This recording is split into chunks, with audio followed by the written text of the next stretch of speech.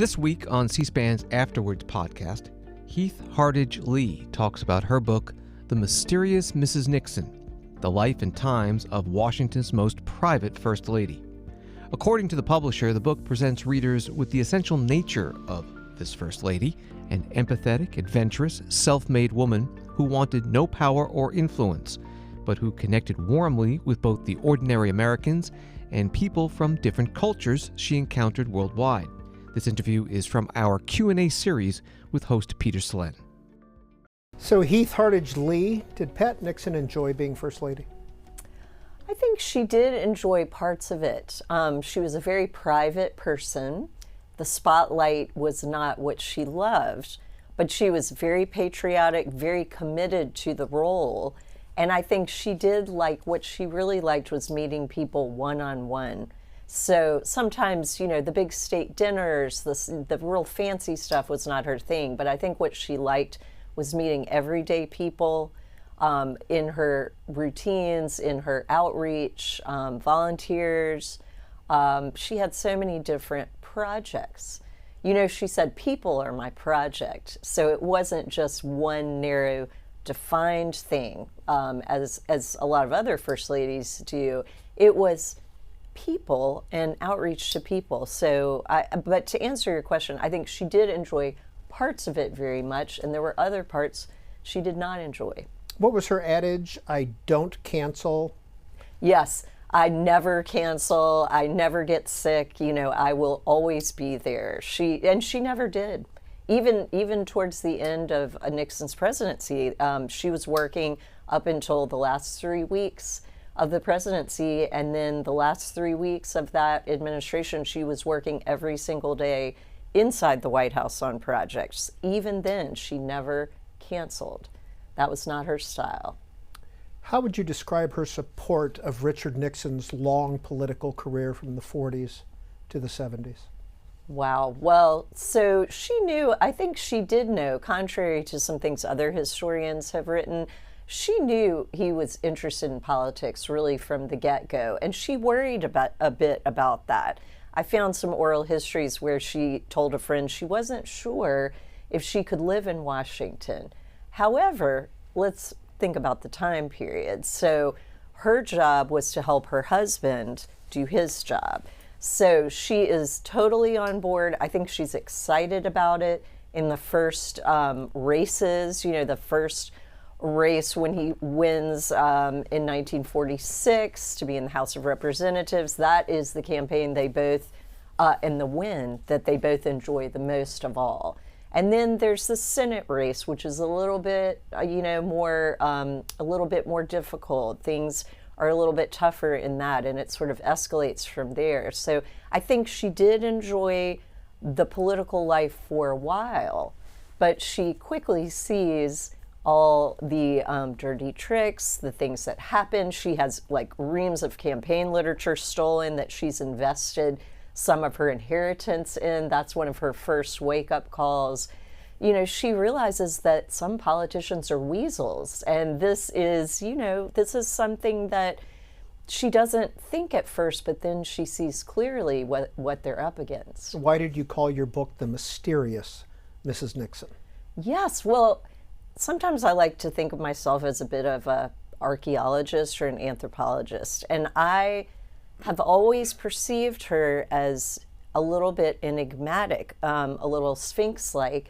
I'm 54, so I don't really even remember the Nixon presidency, but what I do remember was not really knowing who Pat Nixon was, not really having a positive or a negative, just having almost like a blank.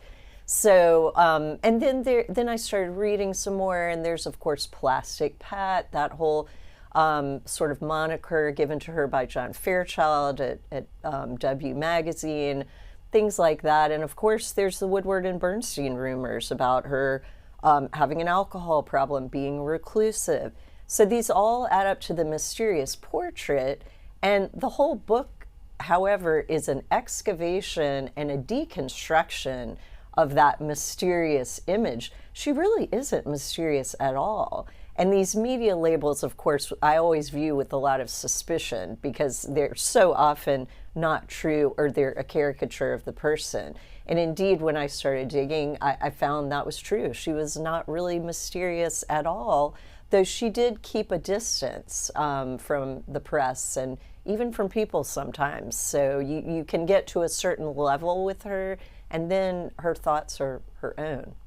You have 315 footnotes in your book, The Mysterious Mrs. Nixon. You also, in your acknowledgments, mentioned that Tricia and Ed Cox and Julie and David Eisenhower assisted you. What was their input?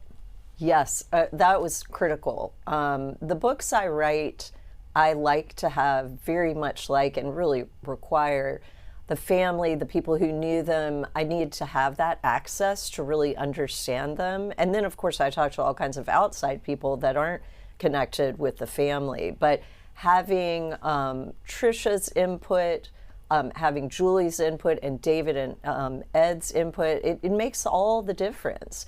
There were so many things both of the girls told me that made such a difference in the details. Small things like, how did their houses look like? What did their house look like in D.C.? You know, how was it decorated?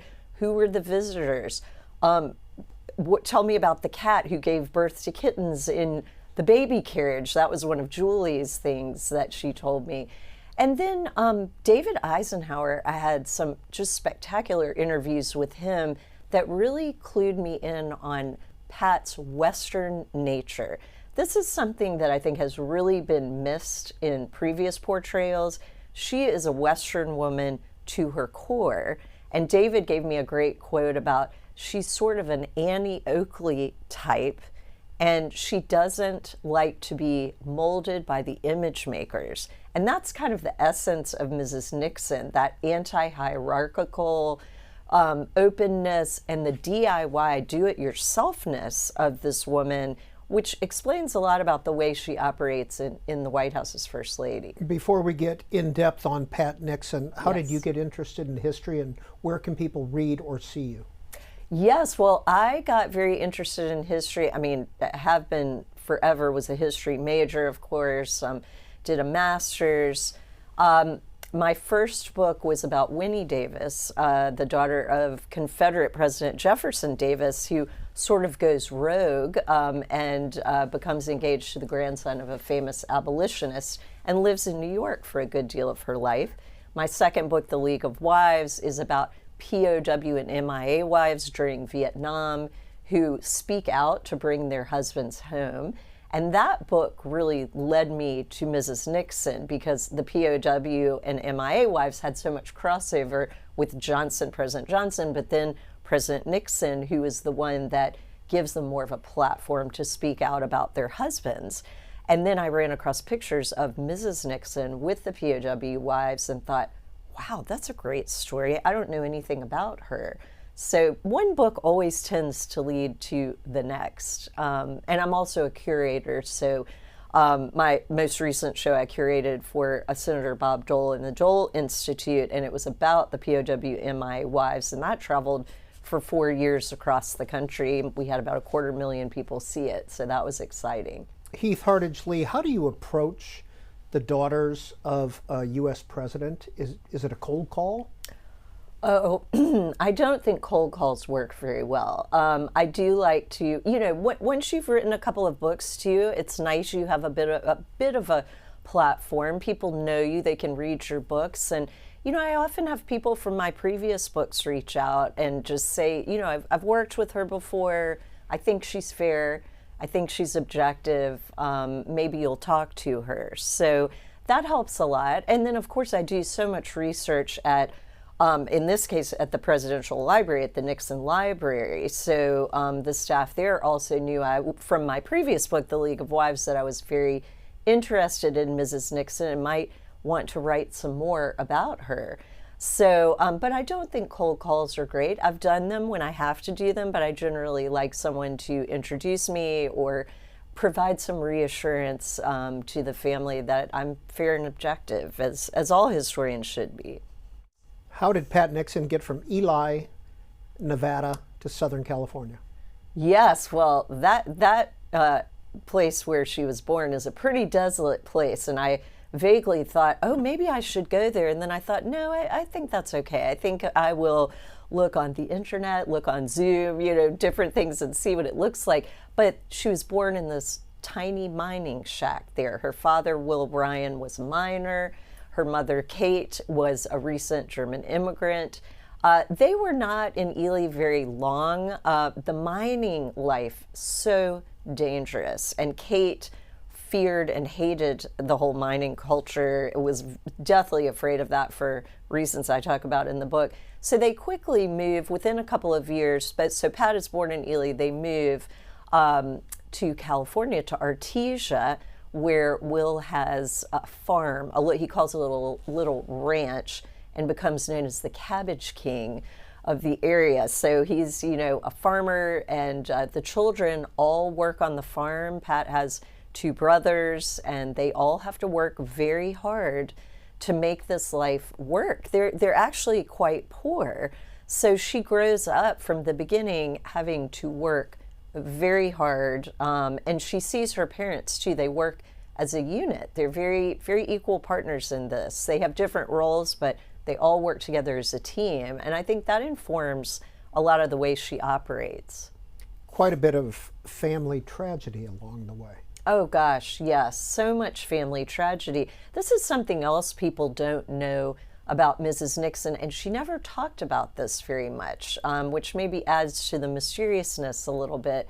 Her father dies of silicosis when she's 17. Her mother dies, who she was very close to, Kate, dies from Bright's disease when Pat is only 13. So she's orphaned by 17. She's taking care of the house. She's doing the cooking and the cleaning, taking care of her brothers, helps put the 2 brothers through college, and then they help her get through college. Highly unusual for a woman at that time to have a college degree, and then she goes on to USC and earns the equivalent of a master's degree, which in the 30s is like almost unheard of, particularly someone from her background. And she went to USC, but she was also an actress, something I learned in your book. Yes, I just love that part. She had some very glamorous background story that not many people know about. She was also a model for Bullock's Wilshire department store and met many movie stars that way. Of course, if you lived in LA in that area at that time, so many young women were sort of mini starlets, extras. It was a great way to earn extra money. So she was in things like Ben-Hur, Becky Sharp.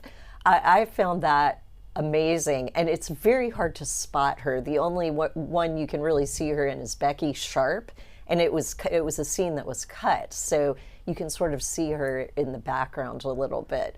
But she did not like acting. She was bored. It said it was boring. You were on the set all day, and I liked the way she put it. Girls were tempted to take presents from unscrupulous, men who were producers, directors, etc. I don't think things have changed a whole lot, but she was very wary of that and did not want to go down that path. So she really just does it mostly as an extra to earn that extra money, and then gets her teaching degree and goes on to have a teaching career. Is very, career woman, very self-supporting.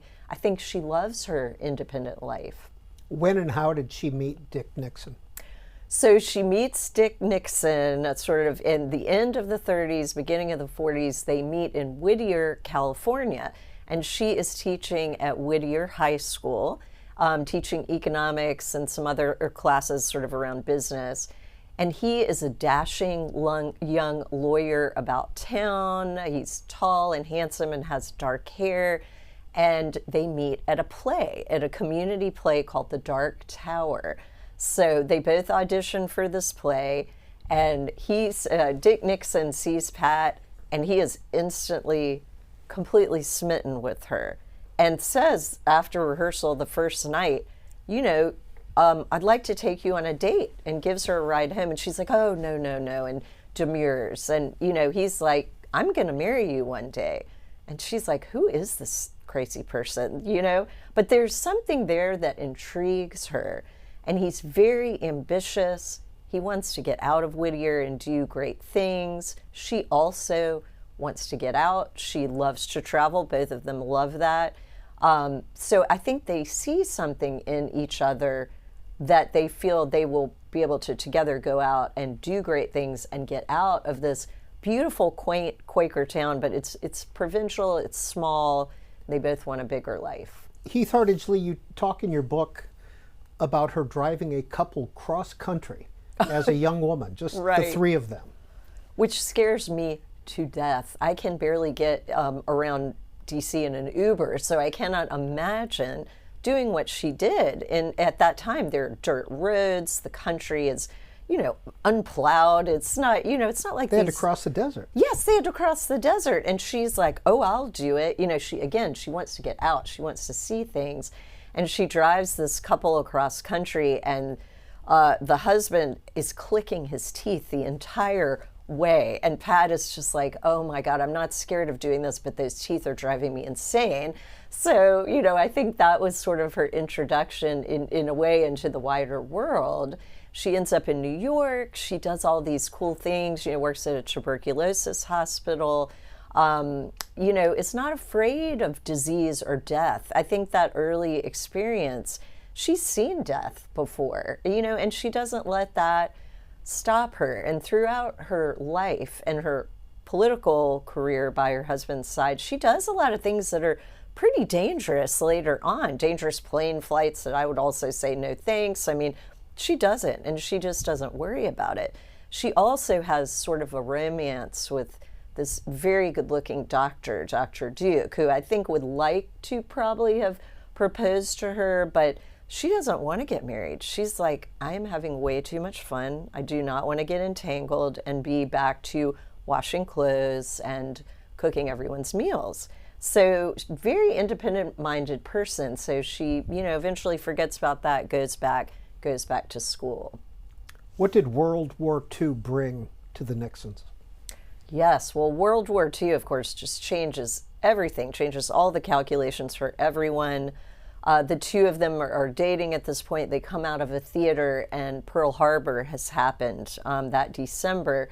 So they decide, I think because Dick Nixon knew he wanted to get into politics, and it was just requisite at that time that you have a service record. So, and his family's Quaker, remember, so they are not keen on him fighting or being in combat. He eventually seeks that out, which I found very interesting. In the Navy, goes to the Pacific. She, of course, stays home, but she doesn't sit in Whittier with her in-laws and wait. She works for the OPA, the Office of Price Administration, is very interested in the economy. In San Francisco, exactly. And again, has a fantastic time. Of course, she misses her husband, and there are wonderful letters between them, but she is having a great time going out with her friends, having lunch, doing all these things. And again, being a career woman and learning a lot about government, a lot about bureaucracy, which her husband, will come to deplore later. So I think they both share that frustration with red tape, and that's partially from her time at the OPA. So then he comes home, they're reunited, and then the bigger story sort of begins.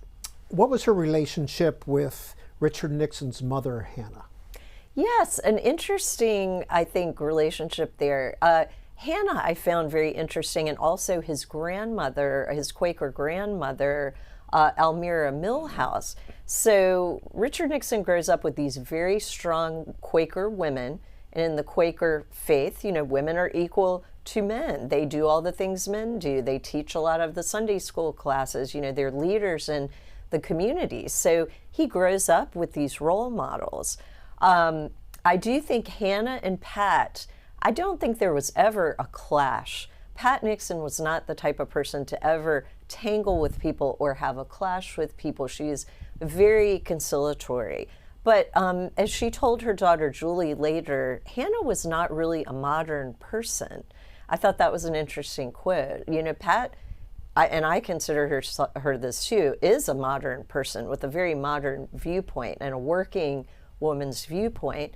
And Hannah is, she's about the home and her children. Now, she does work, her children, two of Dick's brothers die, and she does go out west and runs a boarding house, and it has to do some things like that. And of course, works at the grocery store the Nixons own. So she is working, but she's from a different time. And I just think Pat also I never saw as greatly religious, and Hannah is very religious. So I think they tolerate each other and become fond of each other, but I think at first there's a little bit of a clash of cultures. 46, 48, Richard Nixon elected to Congress. What was Pat's role in those campaigns? Yes, well, from the beginning, it's the Pat and Dick team, and there are lots of Pat and Dick buttons out there that you can find on eBay. Even now, I have a big collection at this point. So they really are a team from the beginning, and I think she is his best counselor, advisor.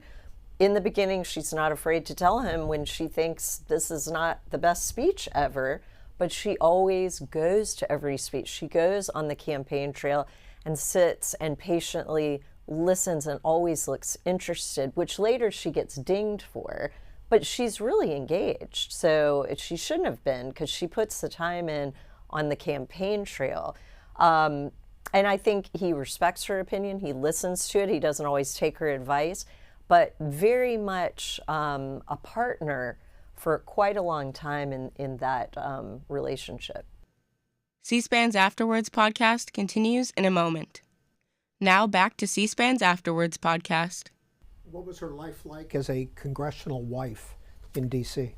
Well, she comes to town and there are all these rules. I talk about the Green Book, which I found totally fascinating, and the cave dwellers. I mean, this is where, historians risk going off on tangents in the rabbit hole, but I had no idea about D.C. and the cave dwellers, about this kind of elite group of old families, that sort of run the city, but then all these upstart political people are in and out of town, sometimes with, the seasonal things in the elections.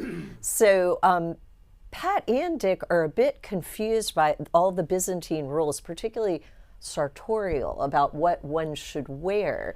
So they end up at, for instance, at Christian Herter's dinner party wearing exactly the wrong things, which is, very upsetting, I think, to Pat at first. It's just learning the ways of the culture. So she has her well-thumbed guide to the Green Book, which was sort of a society guide, but also has diplomacy and, diplomats and rank and things like that. So she quickly learns the ropes and the rules. So she's sort of paddling through this swamp of protocol. And then her husband is out doing things that make him very divisive in some ways with the Alger Hiss trial. That's when things start to get a little controversial, and they had been invited to all the dinner parties, and then after Alger Hiss, I think some doors close. So she begins to see the divide there that politics brings. Alice Roosevelt Longworth, an ally of hers? Oh yes, and I love Alice so much. She is so interesting. We need more books on Alice. Alice likes mavericks, and so Dick Nixon is just right up her alley. She likes to be contrary, and so she takes the Nixons under her wing. Both Pat and Dick, advises them about things. They go to a lot of her dinner parties, and she's always very supportive of them, always comes to things, comes to daughter Trisha's Rose Garden wedding years later. But to go back in time, she advises them about the vice presidency, that he should be prepared if he is offered this by Eisenhower, as we're skipping along. And she says it's kind of a lame duck situation, but you need to be prepared. So she's kind of an informal advisor to the Nixons. Well, during these campaigns, the 1950 Senate campaign, for instance, how did they get around California? It's a huge state. It's a huge state, and they go around in this station wagon. I mean, I don't know how they did it, and I'm sure the heat, the dust, nerves would get frayed. I'm sure, and that Pat always looks perfect too. It's like she has a magical steam iron with her, because she looks perfect all the time. They do all these campaign stops, and it's a cross-country drive. It's exhausting. And some of Pat's friends, I remember a quote, one of the oral histories that I found, of which those are always wonderful sources for historians, oral histories of people who knew the Nixons. One woman who knew the Nixons and worked as a secretary for Dick Nixon said she told Julie later, I would look at your mother and she would be so tired. But then before the campaign rally, she would sort of perk back up and just pull herself together and go on. Never canceled, never admitted being tired, but it was definitely wearing on everyone. Was Pat Nixon excited, thrilled, disappointed that Dick Nixon was the vice presidential nominee in 1952? That's a good question. I think at that point, I think she was still excited. It was historic. She hears about this, actually the nomination. She knew it might be coming. And Dick had stayed up all night talking about, should he take it, should he not? She was a little bit on the fence. But she hears this when she's having lunch at the convention, hears it kind of over the speakers and is eating a ham sandwich and is like, oh my gosh, and dashes over and, they announce this and they are exuberant and he kisses her. This is one of the few times you'll see that in the excitement. Dick kisses her with the news and they're up on stage and they look truly happy. I think she's swept up in the pageantry, in the moment, and thinks, wow, this is incredible that I'm, came from Ely, Nevada, and now I'm here. So I think it's still very exciting at that point. In your book, The Mysterious Mrs. Nixon, you write, when daughter Julie interviewed Pat many years later for her biography of her mother, Pat still found this episode too painful to discuss. Let's watch some video. Pat doesn't have a mink coat, but she does have a respectable Republican cloth coat. And I always tell her that she'd look good in anything. One other thing I probably should tell you, because if I don't, they'll probably be saying this about me too. We did get something, a gift, after the election. A man down in Texas heard Pat on the radio mention the fact that our two youngsters would like to have a dog. And believe it or not, the day before we left on this campaign trip, we got a message from the Union Station in Baltimore saying they had a package for us. We went down to get it. You know what it was? It was a little Cocker Spaniel dog in a crate that he'd sent all the way from Texas. Black and white, spotted. And our little girl, Tricia, the 6-year-old, named it Checkers. And the kids, like all kids, love the dog. And I just want to say this right now, that regardless of what they say about it, we're going to keep him. The infamous Checkers speech. The Checkers speech. How did that happen? Oh gosh, I love the Checkers speech. I think it is one of the most striking speeches in American history. It's so effective. Nixon and his associates like to call it the Funge Crisis speech. They thought Checkers kind of, downgraded it, made it superficial, but most Americans remember it as such. So the way this comes about is Nixon is accused of having sort of a secret slush fund to fund the campaign and also fund Pat's fabulous decorating, which she really resented. None of this is true. This is a rumor. And by the way, others like Adlai Stevenson also had a fund. This supported candidates so they could do the campaigning. It was, pretty bare bones. But Eisenhower is concerned about this. Corruption is one of the big themes that he's going to quash. And so he kind of lets Nixon dangle here. He doesn't come to the rescue. And Murray Chotiner, Nixon's campaign manager, says, we should do this. Go on television, you explain, you lay the funds out, lay the budget out, lay it all out. Pat is horrified. As I say in the book, this is sort of like she's Lady Godiva being paraded financially naked through the streets, except, of course, later she'll have a Republican cloth coat to cover her, but she doesn't know that's going to happen at the time. It is so embarrassing for someone who went through the Depression, is frugal, is careful. That is beyond embarrassing to have to lay your finances out, and they don't have a lot. It just lays it bare. But this proves this is a big risk, but he goes on television. They go to the El Capitan Theater in Los Angeles. They do the broadcast. This famous speech happens. He doesn't even have any notes. It's amazing. He thinks he's failed. He thinks it's a disaster. And she, by the way, is up there on stage. Do we ever with see him. her during that speech? You do during the broadcast. You will see her off to the side. They do flash over to her, and because he says, I want her there on stage. This is something nobody has really seen before. The family being part of that. So she's up there for support. I think it shows you that Pat and Dick team, that support she has. She is a rock. And she sits there the whole speech and listens. He comes off stage, thinks it's a disaster, and she's like, no, it's not. And people start calling him, including Daryl Zanuck, the famous film mogul, saying that is the best performance I've ever seen. So, it becomes a sensation, and it changes the tide. Eisenhower's like, you're my boy, and he goes on to accept the vice president slot, and then Eisenhower goes on to win. They met up with the Eisenhowers in West Virginia after that speech.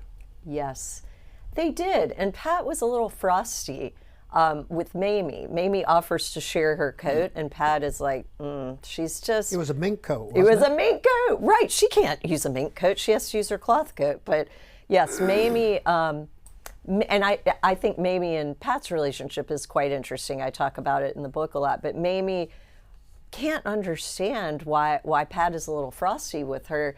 And Pat says, we've just been through this crisis. Obviously the Eisenhowers let them both dangle for a while. So Pat, I would say, forgives but doesn't forget about that whole situation. From your book, the soon-to-be first couple's second-class treatment of the Nixons during the campaign and their seeming obliviousness to the trauma it caused seemed unbelievable to Pat after what she and Dick had endured on live television for all the world to see.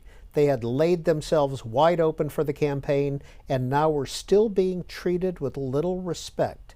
Dick found it easier to move on, but his wife kept silent score. Absolutely. Well said.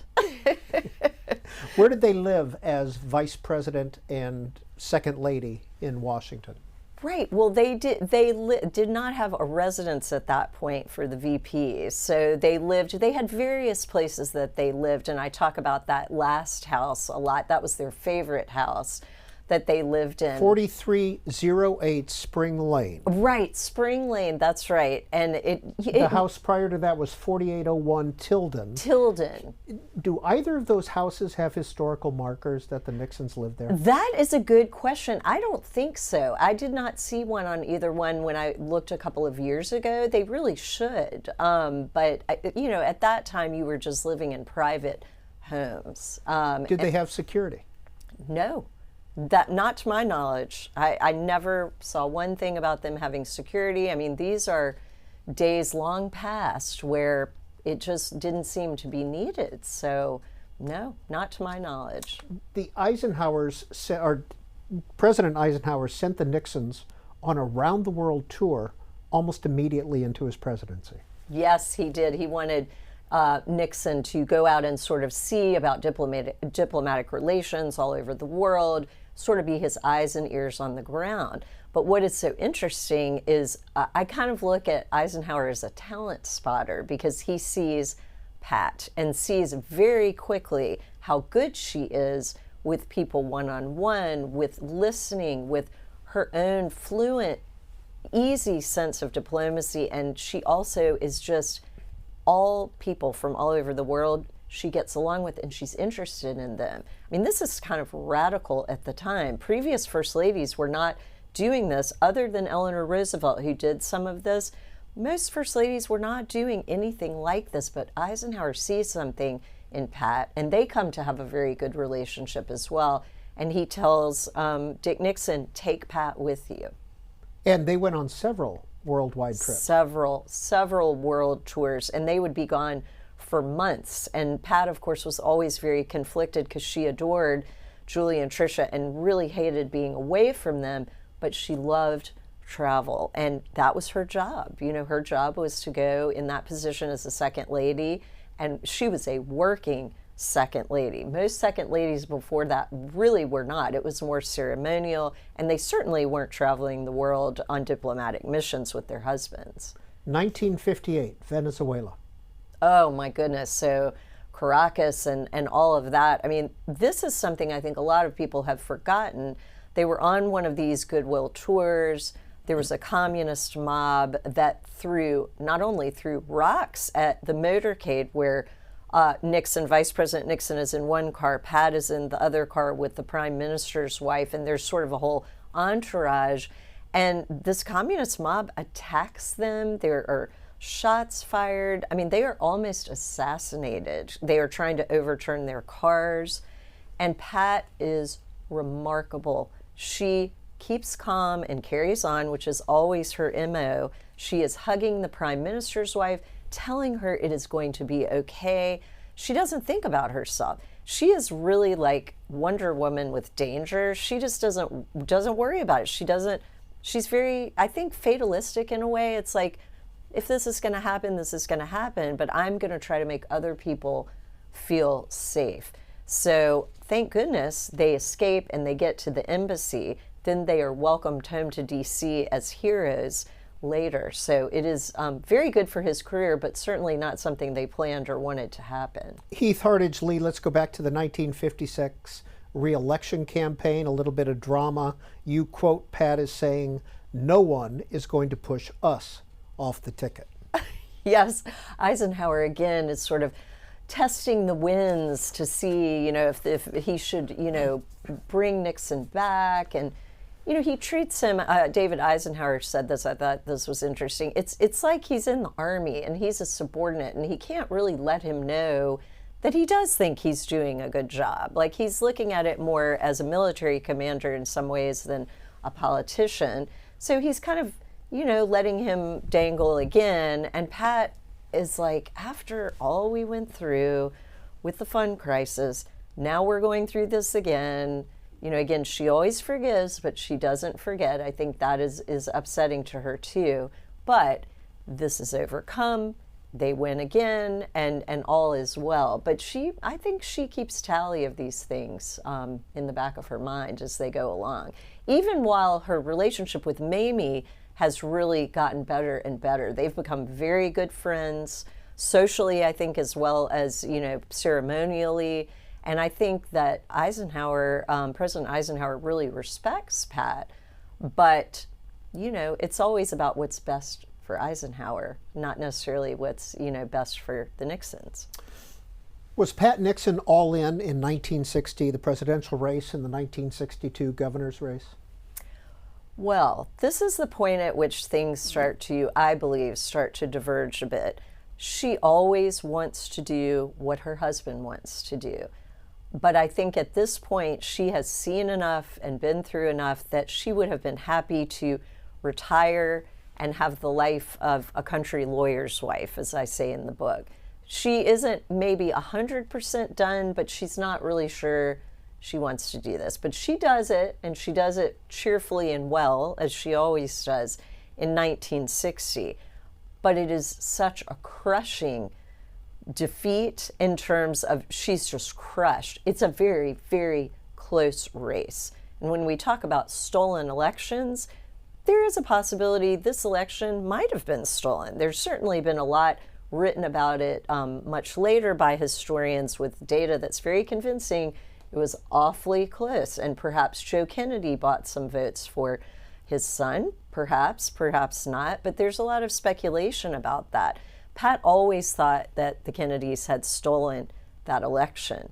So if you look at the newsreels that night when Nixon concedes, she is crushed. She hated seeing that because she is tears coming from her eye, and she just looks so crushed. So I think that's when things begin to take a different turn for her. C-SPAN's Afterwards podcast continues in a moment. Now back to C-SPAN's Afterwards podcast. After 1962, Did she think she was done? Oh gosh, well, 62, and then there's the governor's race, with Pat Brown.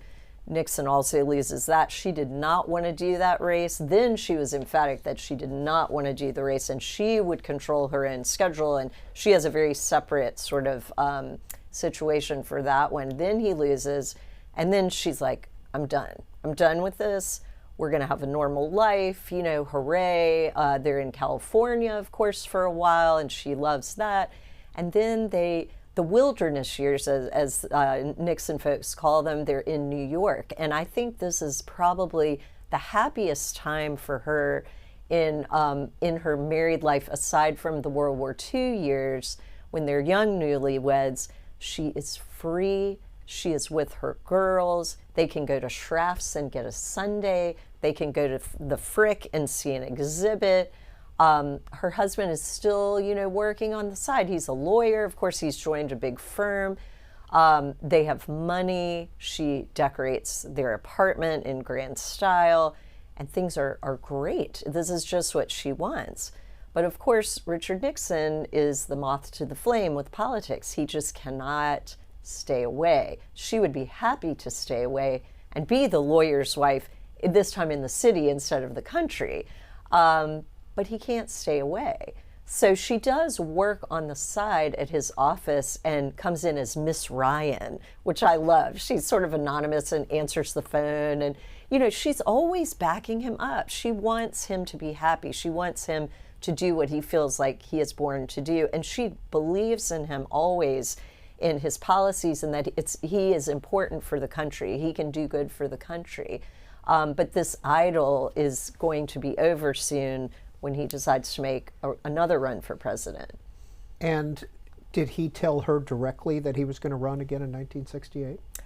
Well, he tends to do things through intermediaries. There's always, and that's an interesting dynamic in their relationship. There's always the intermediary. It's usually Rosemary Woods, his loyal secretary, the girls also. So he sort of tells her through these women, yeah, I'm going to do this again. And she's, it goes back and forth. And then she concedes. And this is what always happens. She resists somewhat. The intermediaries come in and help convince. And then she concedes. She will do it again. And the girls, too, I think, are a little hesitant about this. They've seen enough at this point, even as young women, to know what's coming. So, well, yes. It was during that first term that the phrase Plastic Pat became her image. Let's watch. Women's Wear Daily has referred to you as Plastic Pat. Now, what's that kind of thing?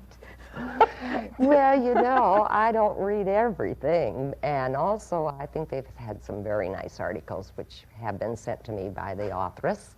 But anyway, they don't bother me. In fact, I look over criticism very carefully and think maybe I should improve on this, that, or the other.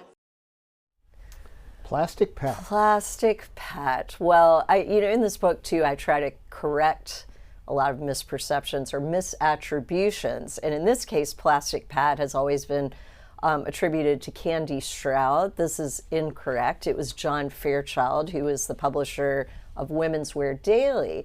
And he came up with Plastic Pat because he adored Jackie Kennedy and thought that Pat was not nearly as fashionable. So he told Candy and other reporters at WWD to use Plastic Pat, to tag her that way. I think it is so reductive, and this happens to all first ladies. They're always tagged with some nickname that's unflattering. I've been interested to see, like, Joe Biden in the past, 6 months is Lady Macbeth. So we have Plastic Pat to Lady Macbeth. It doesn't matter which side of the aisle you're on. But Plastic Pat, this was one of the things that was so the opposite of who she really was. It was a real caricature. It was very deliberate, and I think it was done to distinguish between Jackie and Pat, but it's also kind of a dig at Richard Nixon. These things are done to all first ladies in order to get at their husbands and to upset them. So she was the furthest thing from plastic in real life that you could get. She was warm, personable, interested in people, not plastic. Heath Hardage Lee, here's a reaction she got at the 1972 re-election convention.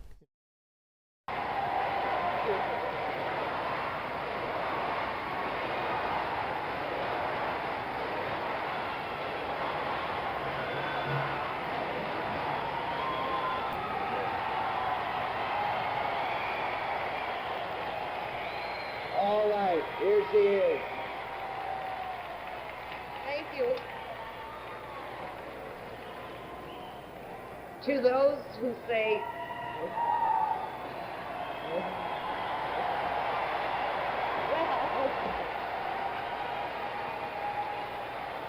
I listened to Jimmy Stewart's introduction of me, and I was so appreciative and grateful to him for being here today. And he certainly is right. I stay in the wings and don't come out in front too often. So this is quite unusual for me, but I do want to thank all of you for your friendship and your loyal support, and for the planning this wonderful evening for me. I shall remember it always. And thanks to the young people for this great welcome.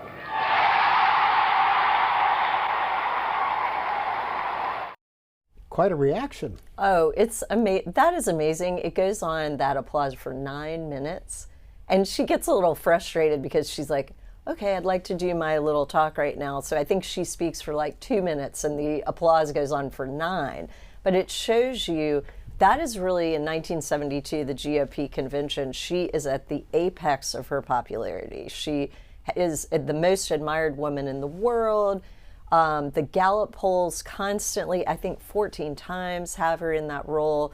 She's very popular, and people are able to see her then, I think, very individually for who she is. Again, very contrary to the Plastic Pat image.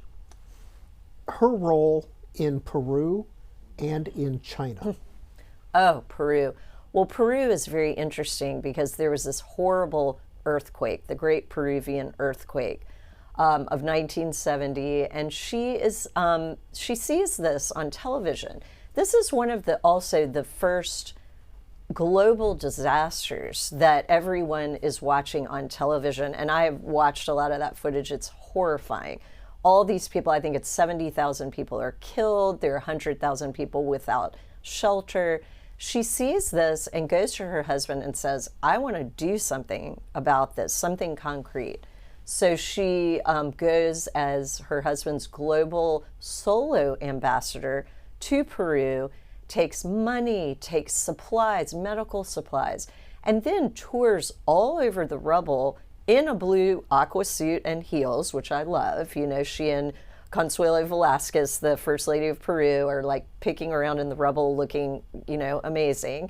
So they do this, and this wins her so much admiration. And they meet people on the street, in hospitals, in orphanages, and she does this her whole career. That's where she wants to go, not ceremonial teas or fancy dinners. The one-on-one is so important to her. It's really groundbreaking. And in China, she brought the pandas back, didn't she, for the first time? Yes, the panda diplomacy, which I love to talk about. I forgot to wear my panda pin today, but panda diplomacy, and I'll point out the San Diego Zoo in June just got their pandas back from China, and I believe here in Washington you're getting some more pandas. But to go back and give that story, so when Richard Nixon and Henry Kissinger have this amazing, groundbreaking reopening of China to the West in 1972, they're trying to open the relations back up. They take Mrs. Nixon along. She's one of the very few women on the trip because she is so good behind the scenes with diplomacy. She's like the secret sauce that helps President Nixon make these deals. So she and Zhou Enlai, the Chinese premier, at dinner one night, and there's a tin with pandas on it, a cigarette tin. And she says, oh, I love pandas, they're so cute. And Zhou Enlai says, oh, I'll give you some. And she thinks he means cigarettes, but he means pandas, a pair of pandas. So ever since then, and now this has been, you know, over 50 years ago, there's been this exchange of pandas between our countries, and it's a barometer of how our relations with China are going. And this is all thanks to Pat Nixon. Heath Hardage Lee, 1974. When did Pat know the end was near? I think Pat until the bitter end, was not ready to give up on her husband. However, so let's go back a little bit. 1972 in June, there's the break-in at the DNC. So I think, that is upsetting to her. She's aware of it, but they are, remember, jumping into campaign season. So it gets a bit lost in the weeds with that. So she's very focused on that. You see her, we just saw her on camera with that standing ovation. So busy, she thinks, at that point, that's just gonna not be a big deal. And it snowballs. It gets worse and worse. I believe, things get very serious, of course, when Haldeman and Ehrlichman, the Germans, some of Nixon's closest advisors, I talk about them a lot in the book, when they are finally fired. Pat had no love for either of them, and particularly for Haldeman, there's a real dislike and distrust there. When they are fired, finally, then what I call the old Nixon team comes back together to fight what they call the last campaign, which is Watergate, and trying to redeem things. So I think she knows things are dire, but fights right up until the very end, and she is one of the very last to agree with her husband that he should resign. A lot of the reporting was about her seclusion, her drinking during this time, toward the end. Right, and I would say that reporting is flawed and baseless.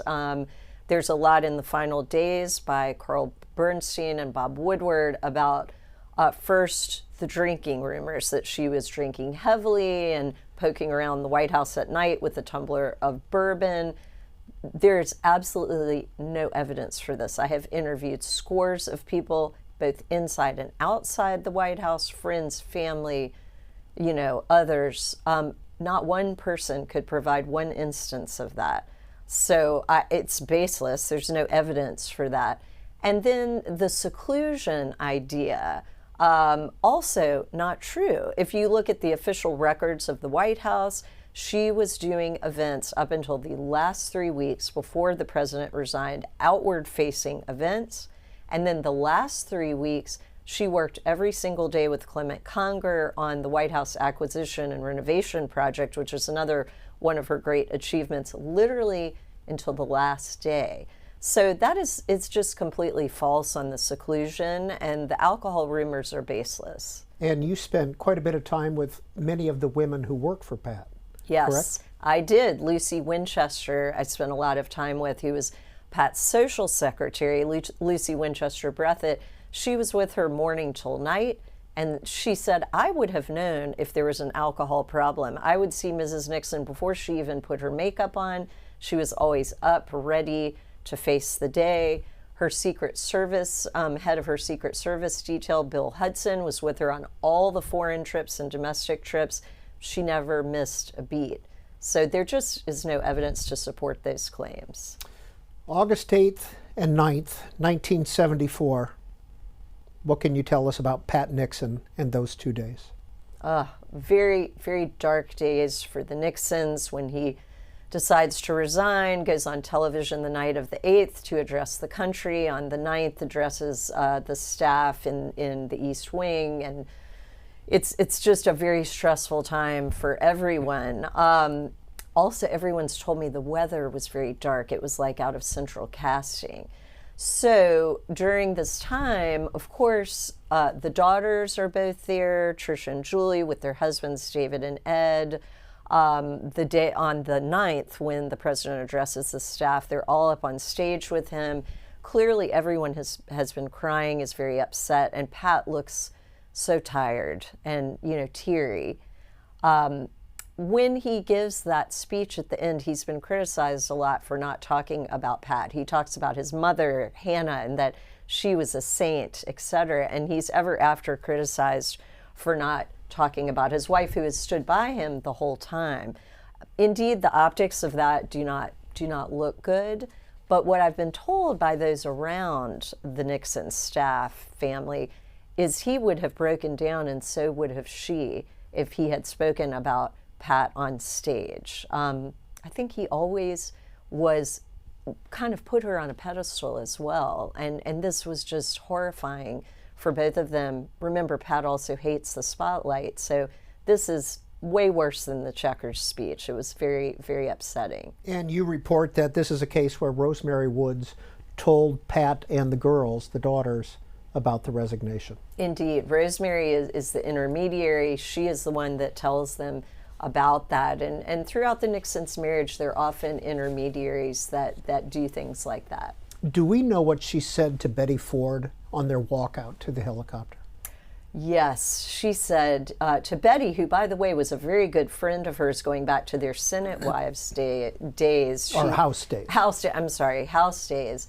She said, Betty, there was a red carpet laid out to get to the helicopter, and she said, Betty, you'll get so you hate these red carpets, which, we'd have to ask Betty Ford, but I think, that was such her experience at that point that the glamour had long gone for Pat Nixon at that point.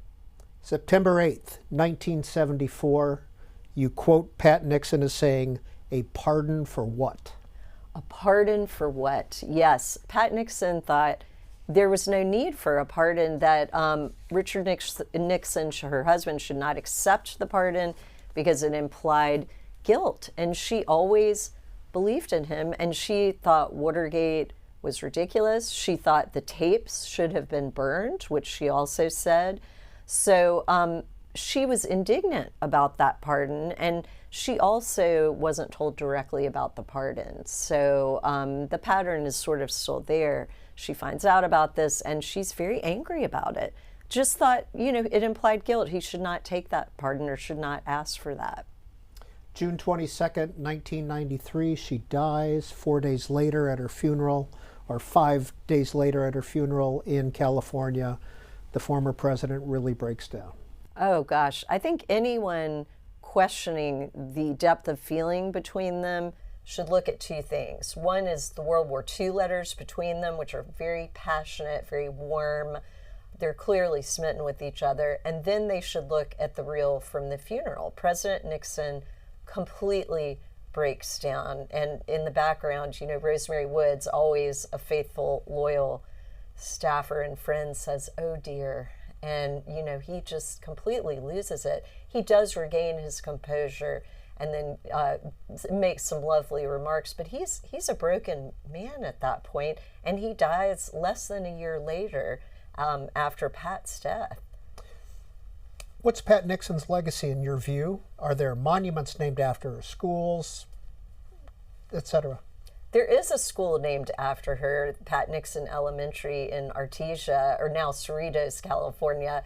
And there's a park, and the Pat Nixon Highway, which was dedicated just a few years ago and led by a Democratic senator from California, Bob Archuleta. So I want to give him credit for that.